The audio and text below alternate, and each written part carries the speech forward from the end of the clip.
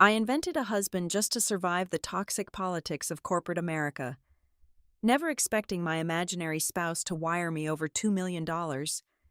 When a jealous coworker tried to frame me for a massive financial crime, she accidentally summoned a flesh and blood man matching my fake husband perfectly. They thought I was an easy scapegoat.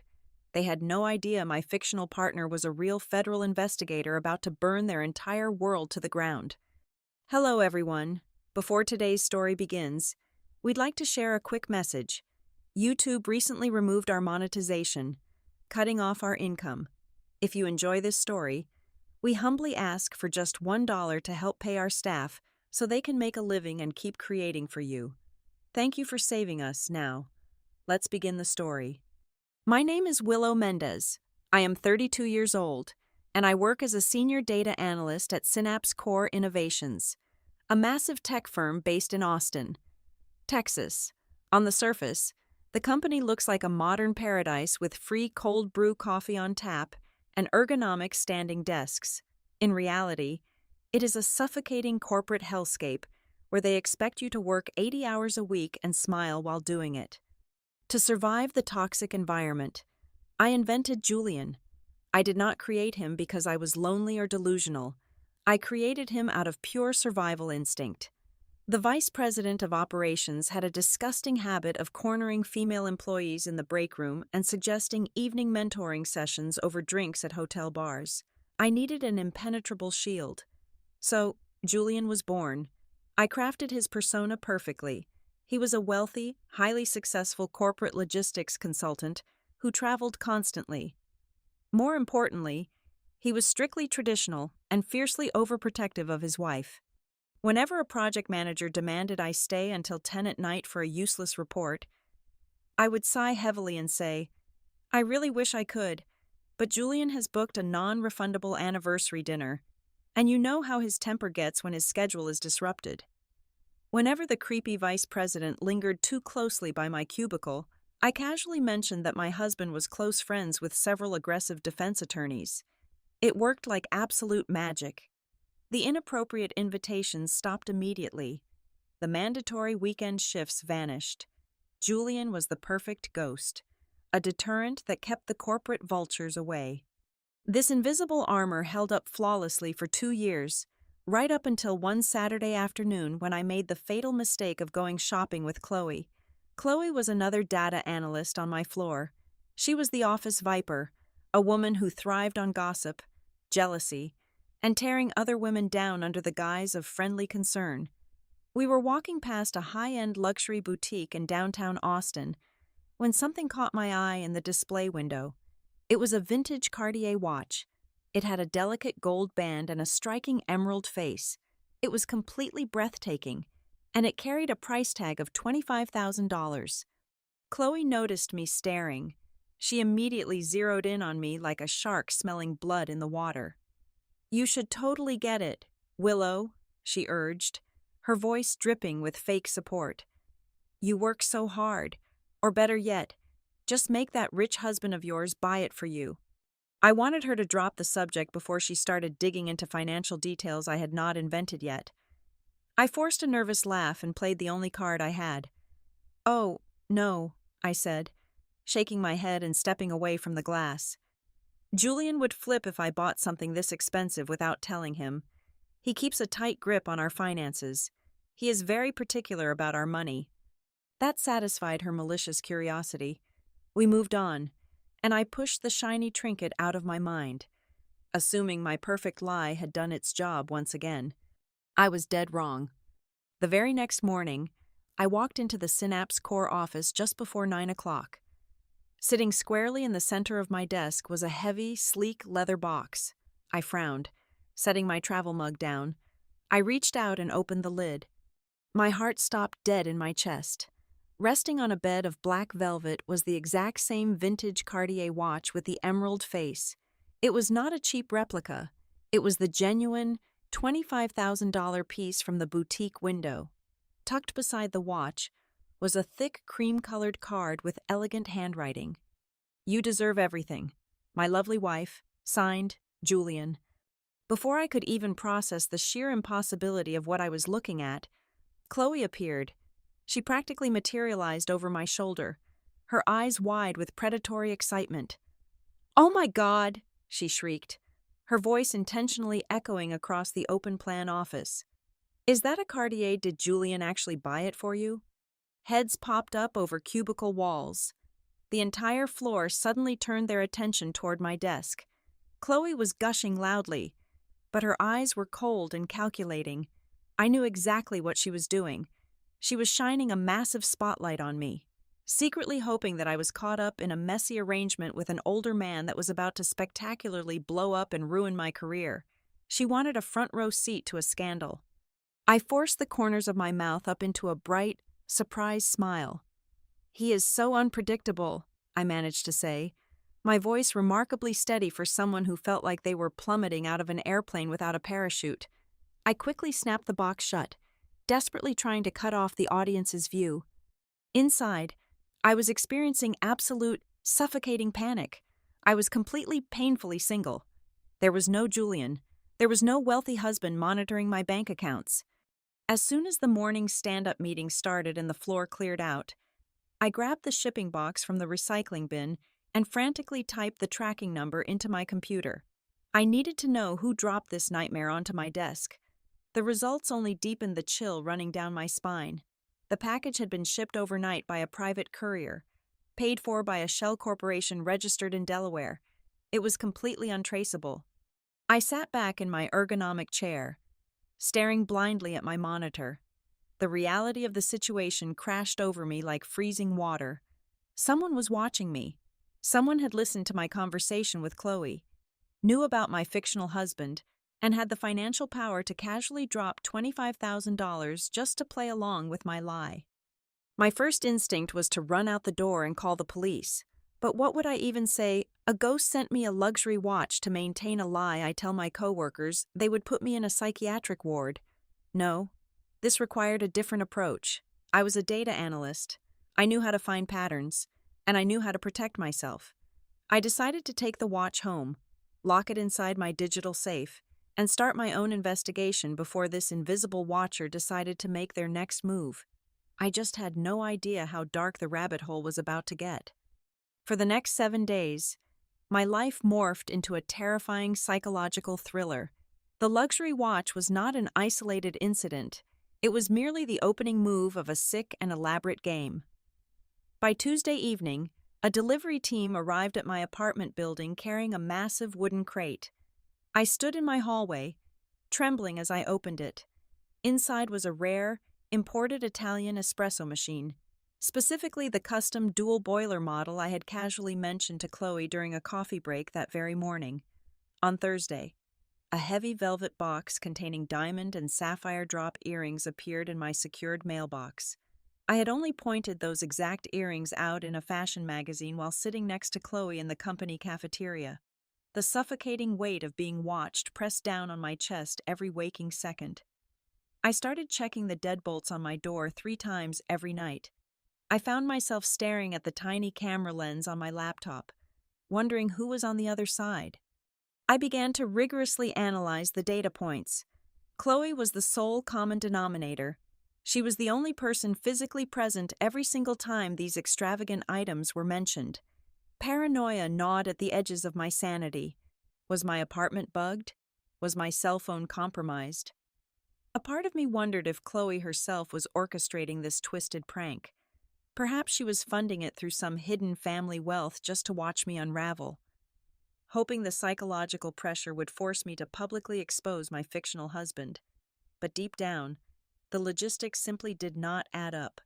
Chloe was vicious, but she was not sophisticated enough to pull off untraceable overnight logistics through dummy corporations. Someone else was listening, and they were using my physical proximity to her as their microphone. The true horror descended on Friday afternoon. The office was quiet, and I was sitting at my desk, mindlessly refreshing my personal banking application on my phone to check if my standard bi-weekly paycheck had cleared. The screen loaded. I stopped breathing. The blood completely drained from my face, leaving me dizzy and nauseous. My account balance, which usually hovered around a modest $4,000, had skyrocketed to an impossible number. The screen displayed a pending wire transfer for $2,500,000. Underneath that massive, life-altering string of digits, a transaction memo read in plain, terrifying text, "Happy anniversary, honey." My vision blurred. The hum of the office air conditioning faded into a high-pitched ringing in my ears.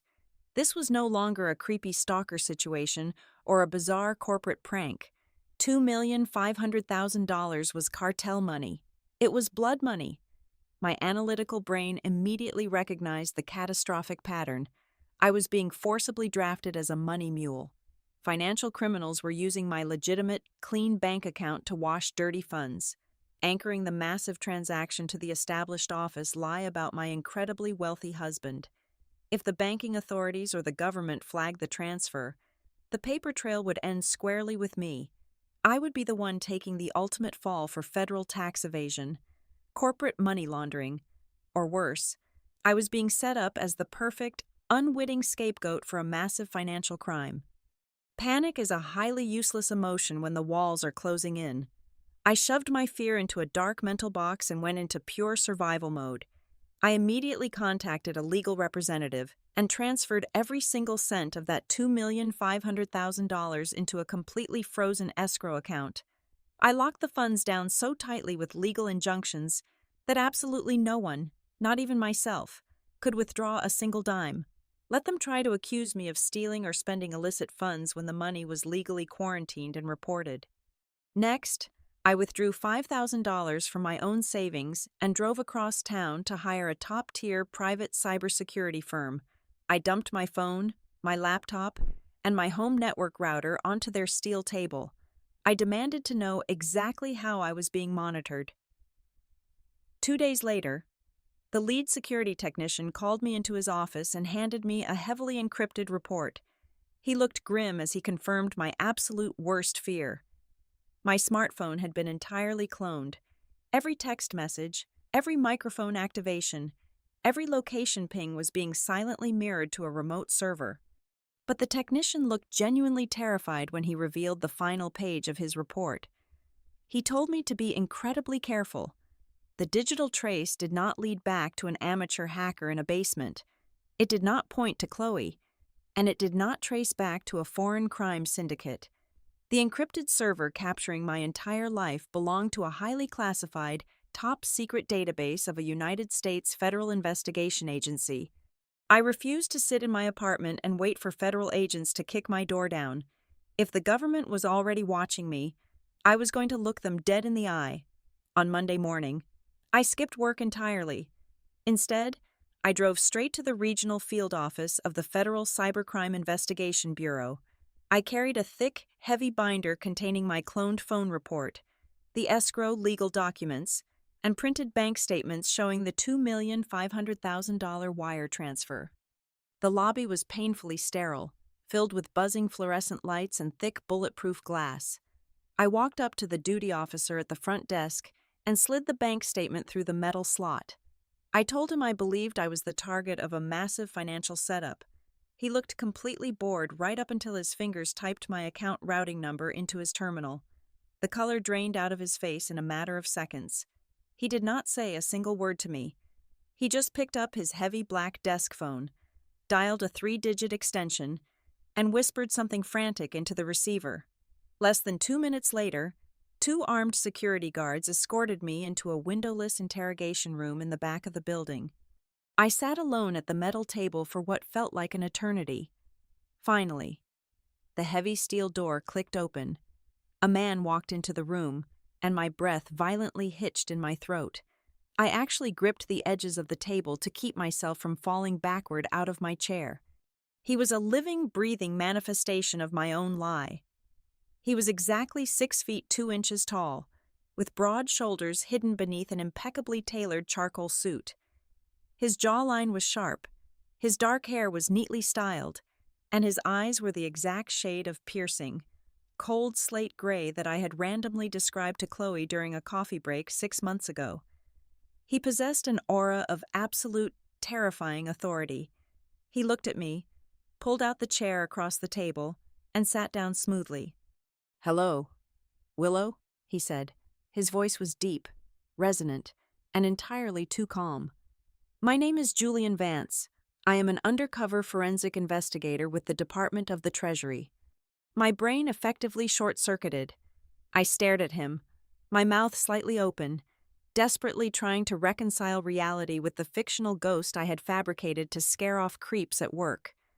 Julian, I repeated, the name tasting completely bizarre on my tongue.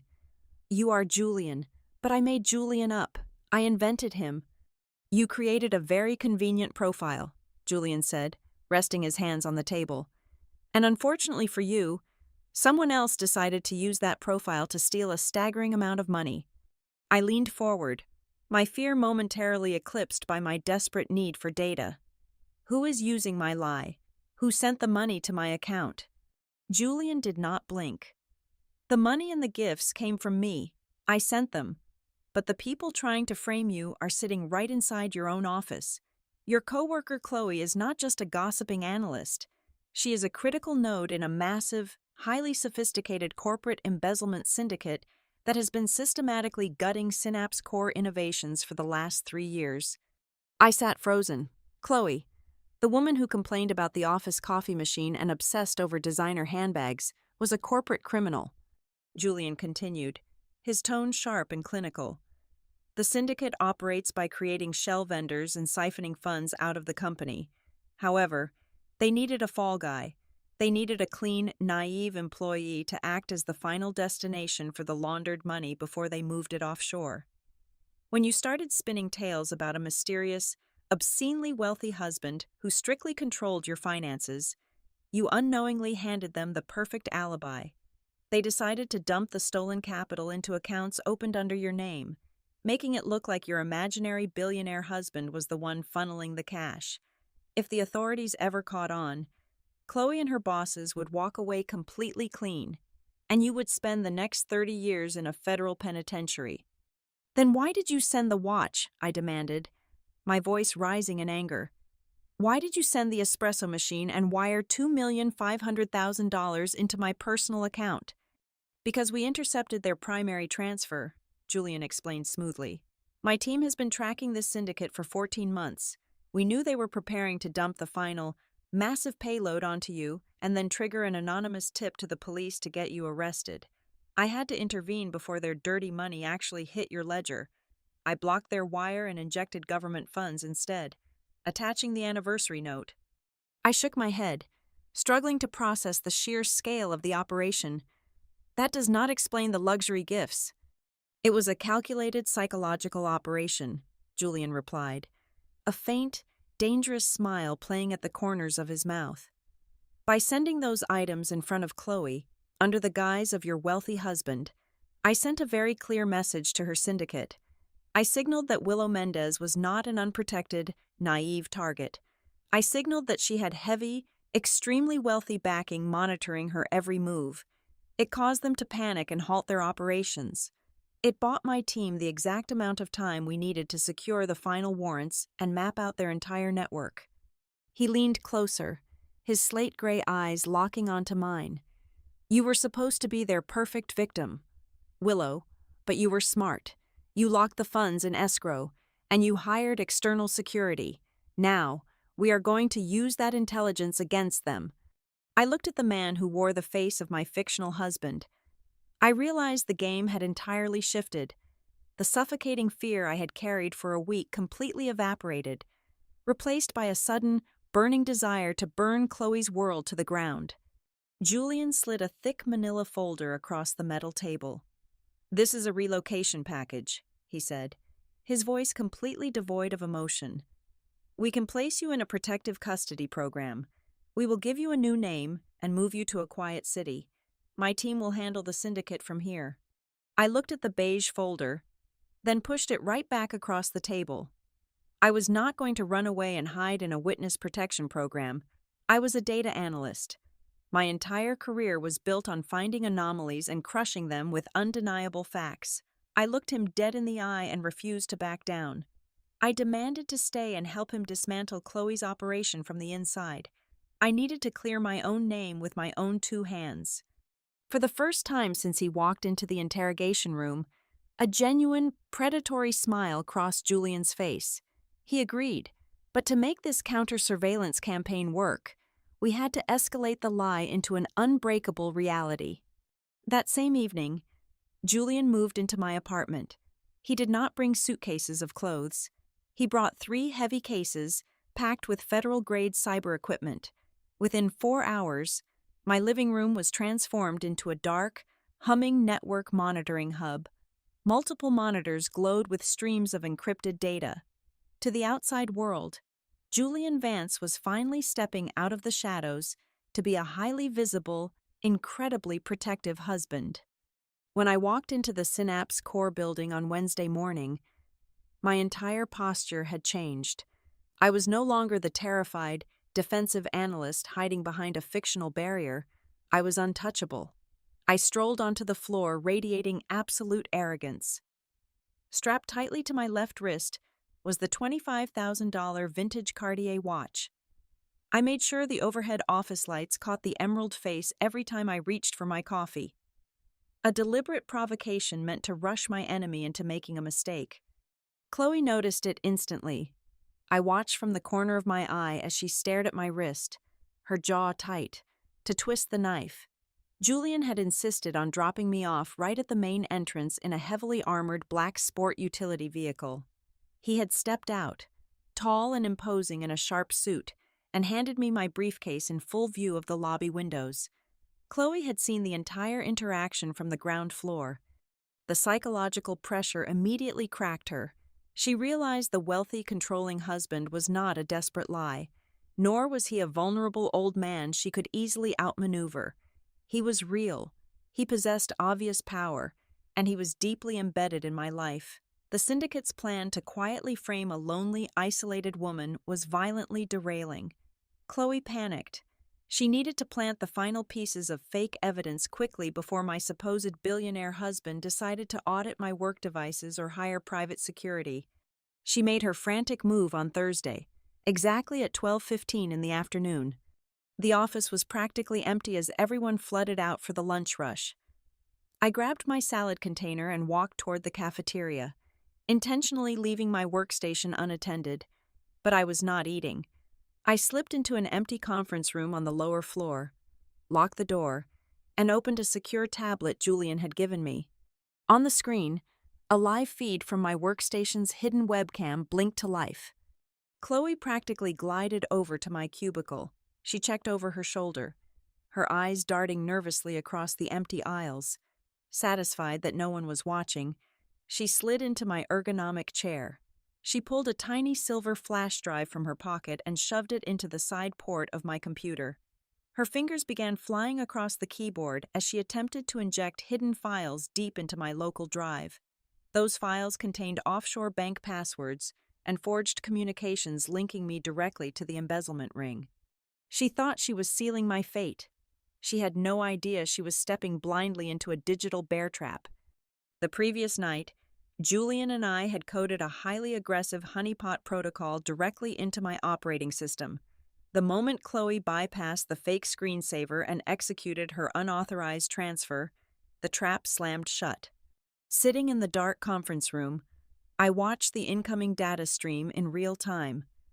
Our honeypot silently activated the high-definition camera embedded in my monitor, capturing crystal clear, time-stamped video of Chloe's face bathed in the glow of the screen. Simultaneously, a hidden keylogger recorded every single keystroke she made, while a network tracer locked onto the specific Internet protocol address of the external server she was communicating with. She unplugged the flash drive, smoothed down her skirt, and walked away from my desk, completely oblivious to the fact that she had just ruined her own life. My tablet chimed softly. The upload was complete. Julian and I now possessed absolute, irrefutable, court-admissible proof of her corporate sabotage and illegal framing. The prey had just locked the predator in a cage. By Monday morning, the atmosphere in the office had turned completely toxic. Chloe was a creature of vicious instinct. Perhaps she sensed that her digital infiltration had been entirely too easy. Or maybe she simply realized that the physical presence of my highly intimidating husband required a much dirtier tactical approach. Since she could not break me technologically, she pivoted to character assassination. She weaponized the most destructive force in any corporate environment, the gossip mill. Whispers began to follow me down the hallways. Coworkers who usually asked me for help with data models suddenly looked away when I walked past the glass break room. By Tuesday evening, an anonymous complaint had been formally filed with the Director of Human Resources. The accusation was spectacular in its malice. The complaint alleged that I was actively embezzling corporate funds to the tune of millions, and that I was using the stolen money to hire a high-end professional actor to play the role of my wealthy husband to cover my tracks. The hammer fell on Wednesday at exactly 2 o'clock in the afternoon. My digital calendar suddenly pinged with a mandatory, vaguely titled meeting in the executive boardroom on the top floor. I took my time walking to the elevators. When I pushed open the heavy glass doors and walked into the room, the hostility in the air was thick enough to cut with a knife. The chief executive officer of Synapse Corp was sitting at the head of the long mahogany table, his face a tight mask of absolute fury. Next to him sat the Director of Human Resources, her arms crossed and looking entirely too self-important, and sitting right across from them, wearing an expression of deeply faked sorrow, was Chloe. The chief executive officer did not even offer me a chair. He immediately launched into a brutal, humiliating tirade. He accused me of severe financial misconduct, egregious breach of corporate trust, and grand larceny. He threatened to have me escorted out of the building in handcuffs in front of the entire staff and promised that their corporate lawyers would ensure I spent the next 20 years in a federal prison cell. Then, it was Chloe's turn to perform. She played the role of the reluctant, heartbroken whistleblower to absolute perfection. She sighed heavily, looking at me with wide, betrayed eyes, before sliding a thick stack of printed spreadsheets across the polished wood. She pointed out doctored ledger entries, entirely fabricated expense reports, and fake communication logs that she had meticulously designed to look like they came from my terminal. She spun a wildly convincing narrative about how she had accidentally stumbled upon my secret offshore transfers while doing routine database maintenance. She claimed she had been losing sleep over my betrayal of the company, framing her malicious sabotage as an act of profound corporate loyalty and moral duty. I did not say a single word. I stood near the edge of the large table, my face completely blank, my posture relaxed. I did not raise my voice. I did not desperately try to defend myself or point fingers. I simply let her speak. I let her lay out every single fabricated detail, allowing her to dig her own grave so deep that she would never be able to climb out of it. Her confidence swelled with my silence. She practically glowed with arrogant triumph, fully convinced that my lack of a defense meant I was entirely broken and defeated. "We are terminating your employment effective immediately, Willow," the Director of Human Resources stated coldly, pulling a legally binding termination agreement from a blue folder. The Chief Executive Officer picked up a heavy silver pen. "And my very next call is to the authorities," he snarled, pressing the tip of the pen against the signature line of the document. Before the ink could even touch the paper, the heavy oak doors of the boardroom violently burst open. The loud crash echoed through the large room, making everyone jump. The chief executive officer dropped his pen. Chloe spun around in her chair, her smug smile instantly vanishing. Julian walked into the room. He was not playing the role of the devoted husband anymore. The calculated warmth he had shown in the lobby days ago was completely gone, replaced by the terrifying, predatory aura of a federal agent moving in for the kill. He marched straight past the stunned executives, stopped right at the center of the mahogany table, and slammed his heavy leather wallet down onto the wood. It flipped open, revealing a gleaming gold shield and his federal credentials. Right next to the badge, he dropped a thick, military-grade encrypted solid-state drive. "Julian Vance, Department of the Treasury, Federal Cybercrime Investigation Bureau," he announced, his voice echoing off the glass walls with absolute authority. "Nobody in this room is making a phone call, and nobody is signing a single piece of paper until I am finished speaking." The chief executive officer opened his mouth to protest, but Julian cut him off with a single, freezing glare. "You are about to make the biggest mistake in the history of your company," Julian stated coldly, leaning his hands on the table and staring directly at the chief executive officer. "The woman you are about to fire is the only reason your entire corporate structure has not been seized by the federal government. The documents your so-called whistleblower just presented are complete and utter forgeries." Chloe's face turned the color of wet ash. She opened her mouth, stammering blindly. "He is an actor. She hired him. This is a complete lie." Julian did not even look at her. He tapped the encrypted hard drive with his index finger, keeping his eyes locked on the executives. "The drive on this table contains over 400 hours of intercepted network traffic, recorded video surveillance of unauthorized computer access, and highly encrypted banking logs. It details a massive, 3-year embezzlement ring operating right under your nose. I can trace every single cent of the $2,500,000 that was forced into Miss Mendez's personal escrow account, and the data proves, beyond a shadow of a doubt, that the money originated from black funds managed entirely by your heroic whistleblower, Chloe, and her internal faction." The room descended into absolute, suffocating silence. The director of human resources looked like she was going to be physically sick. The chief executive officer stared at the federal badge, his eyes wide with dawning horror as the sheer magnitude of the situation finally crashed down upon him. The arrogant, toxic empire they had built was collapsing right in front of their eyes. Julian did not wait for the chief executive officer to give him permission. He reached across the polished mahogany, grabbed the display cable resting on the center console, and plugged it directly into his encrypted drive.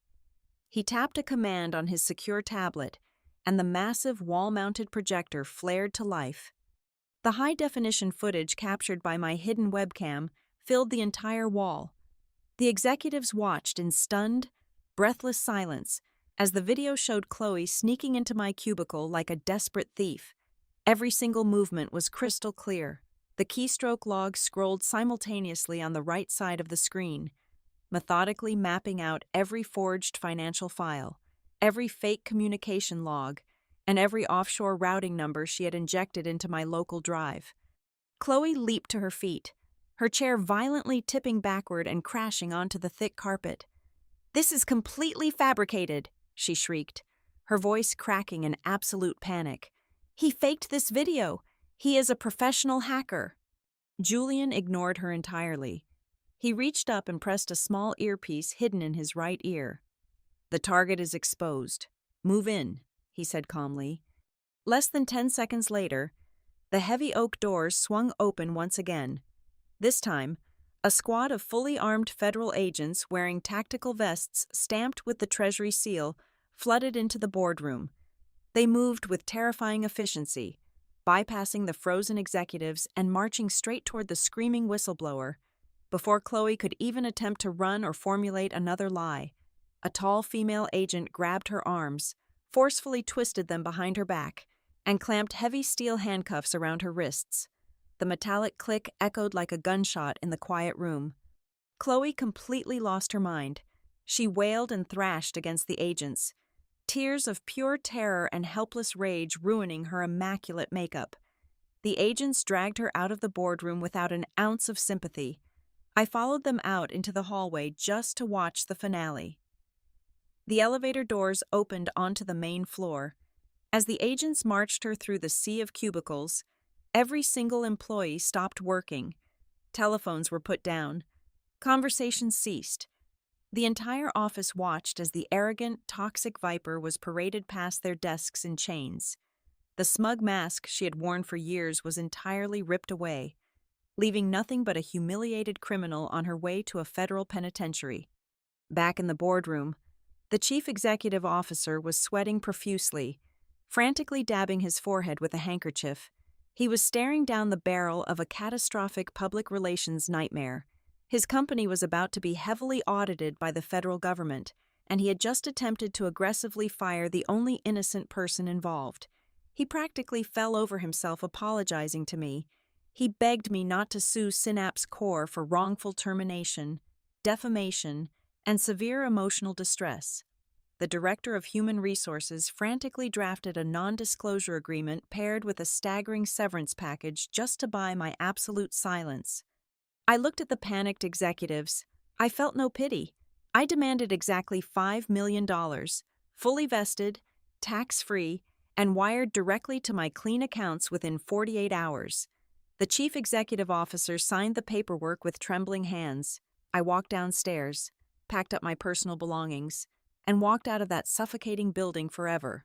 I used that legitimate corporate payout to launch my own independent data consulting firm the very next month, finally becoming my own boss. With the embezzlement syndicate dismantled and the executives scrambling to save their company, the federal case was officially closed. Julian's undercover assignment as my fiercely protective husband was terminated. I assumed he would pack up his surveillance equipment and disappear back into the shadows of the government. But at 8 o'clock that evening, a soft knock echoed through my apartment. I opened the door to find Julian standing in the hallway. He was no longer wearing his rigid, intimidating suits. He wore a simple dark sweater and jeans, looking unexpectedly relaxed and vulnerable. He stepped inside and looked at me for a long moment. "My team packed up the monitoring hub," he said softly, his deep voice filling the quiet room. "The mission is over, but I realized something on the drive back to the bureau today. Playing the role of your husband, sitting in this apartment with you and fighting back against those people, was the most genuine and peaceful thing I have experienced in 5 years of deep undercover work. I am tired of living in the shadows. Willow, I want to know what it is like to be entirely honest with someone." I looked down at my left wrist. I was still wearing the $25,000 vintage Cartier watch. It was no longer a prop in a dangerous game. We both agreed to keep it as the ultimate trophy of our ridiculous, high-stakes campaign. I looked back up into his slate-gray eyes and smiled. The fictional ghost I had invented to survive a corporate nightmare had ultimately destroyed my enemies and given me my absolute freedom. We agreed to start a real dating relationship, completely stripping away the lies and stepping into the truth. Thank you so much for listening to today's story. We hope you enjoyed it, as an ad-free channel. Your support is what keeps us alive. Please support Zoe Revenge Stories with just $1 via the QR code on the screen, or click the link in the description box or pinned comment. Also, we'd love to connect with you. Please leave a comment telling us which city or state you're listening from. Thank you for standing with us, and see you in the next stories.